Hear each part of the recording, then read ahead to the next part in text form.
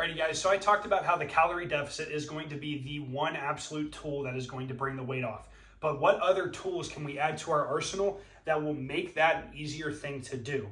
Okay, and I had mentioned 3 things: intermittent fasting, walking every day, and getting enough protein. Okay, so far as intermittent fasting goes, intermittent fasting is an amazing tool for weight loss because it will primarily boost the #1 fat burning hormone in your body. This is human growth hormone. Okay, now clinically in my office, the one thing that I like it to do for people is how anti-inflammatory it is. It will stimulate something called autophagy, which literally translates to self-eating.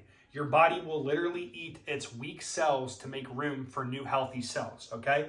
The golden rule with intermittent fasting is no snacking, okay? I want you to put all of your meals into, or all of your food into singular meals. If you're a man, best to do 2 to 3 meals. For females, we have a little bit less leeway, and that's because there's more hormones at play, and you could wind up accidentally jacking these up, okay? The best format for females is going to be 16 hours of fasting with 8 hours of feeding. Meaning if your first meal is at 11 a.m., your last bite of food needs to be at 7 p.m., okay? I recommend 3 meals with that, no snacking. You could do 2 hefty meals and a snack meal in between, or you can do 3 solid meals. For men, I'm gonna recommend a 18-hour fast with a 6-hour feeding window, let's say a 1 p.m. or a 2 p.m. meal with our last bite of food being at 7 or 8, okay? But like I said, you have leeway, and if you just wanna do a 16-8 fast, that's fine too. We're just using this as a tool to allow us to feast and get full while still trying to maintain that calorie deficit, okay? Now, so far as walking is an unbelievable tool for weight loss, okay? It will essentially burn a ton of calories without making you hungry, okay? You go for a run, sometimes those are gonna make you hungry.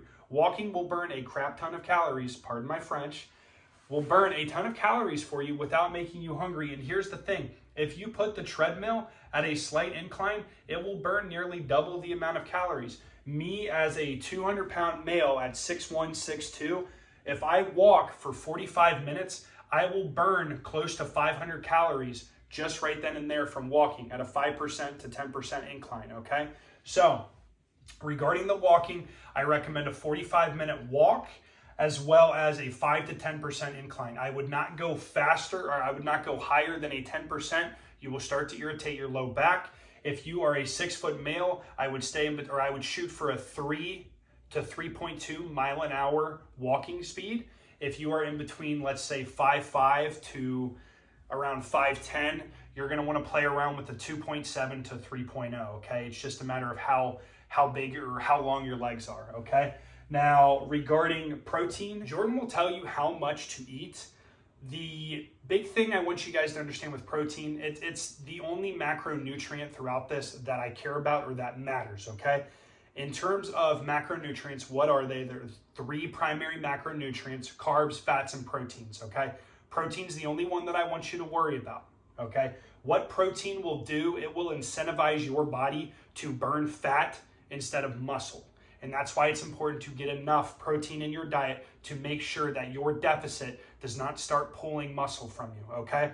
Now, the one thing I think might surprise you, other than how much weight you're gonna lose, thank you, is how much protein is being recommended for you in a day, okay? I'm gonna use my numbers here, me being a 6-foot male at 200 pounds, my total daily energy expenditure is roughly going to be 3,000, which means Monday through Friday, I'm gonna wanna put myself in a negative 1,000 calorie deficit, so I'm at 2,000 calories.